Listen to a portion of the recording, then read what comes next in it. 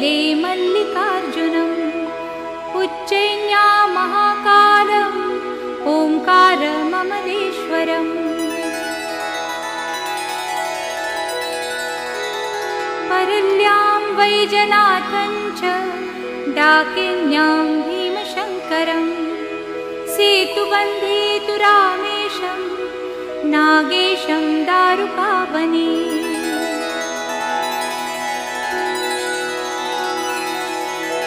वाराणस्यां तु विश्वेशं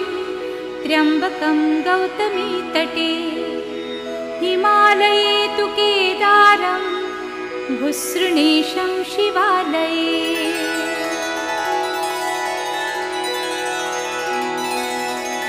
एतानि ज्योतिर्लिङ्गानि सायं